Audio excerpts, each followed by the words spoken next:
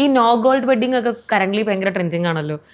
Gold ഇല്ലാതെ കല്യാണം കഴിക്കുന്നു. എനിക്ക് ആദ്യം ഞാൻ പെട്ട് നോ ഗോൾഡ് എന്ന് പറഞ്ഞ് പെട്ടെന്ന് എനിക്ക് കത്തിയില്ല.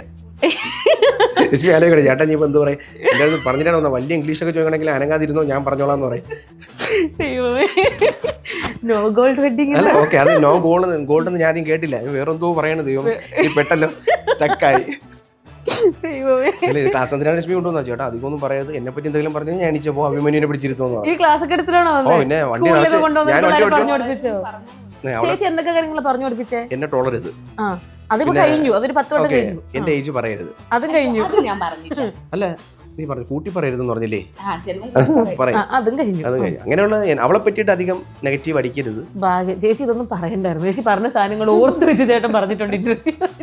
ഇനി പറയാതെ എന്തെങ്കിലും വന്നെങ്കിലേ ഉള്ളൂ. അല്ല നമ്മൾ ഈ ഭാര്യയുടെ അടുത്ത് നമ്മൾ ഒളിപ്പിച്ച് വെക്കുന്ന ആൾക്കാരാണ്. ഭാര്യ ഏറ്റവും കൂടുതൽ മോളൂസ് എന്ന് വിളിക്കുന്ന ആൾക്കാരാണ് ഏറ്റവും വലിയ കള്ളന്മാര്.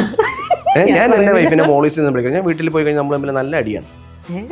അടിയെന്ന് വെച്ചാൽ എന്ത് കേസുണ്ടോ, ഇന്ന് മേക്കപ്പ് 1 മണിക്കൂർ. ഞാൻ പറഞ്ഞു എൻ്റെ പൊന്നു രശ്മി ഞാൻ 10 മിനിറ്റ് കൊണ്ട് സെറ്റ് ചെയ്ത്, നീ എന്താണ് ഈ കാണിക്കുന്നത്, ഒരു ഇത്രയും കാണിക്കാനായിട്ടൊന്നും ഒന്നുമില്ല. നമ്മൾ എങ്ങനെ ഒരുങ്ങി വന്നു കഴിഞ്ഞാലും സെറ്റാണ് അല്ലേ. ഒരുങ്ങാതിരിക്കുമ്പോഴാണ് ഗ്ലാമർ കൂടുതൽ അല്ല. ഒരു പരിധി അവള് വലുതായിട്ടൊന്നും മേക്കപ്പ് ഒന്നും ചെയ്തില്ലെന്ന്. സമയം കിട്ടിയില്ല, അല്ലെങ്കിൽ ചെയ്യട്ടോ, സമയം കിട്ടാഞ്ഞോണ്ട്. ഇത് അരമണിക്കൂർ ഇപ്പൊ നമ്മൾ 11 മണിക്കല്ലേ വരാന്ന് പറഞ്ഞേ. ചേട്ടാ ഞാൻ വിളിച്ച് പറഞ്ഞിട്ടുണ്ട്. അതുകൊണ്ടാണോ? ഓ പിന്നല്ലാതെ.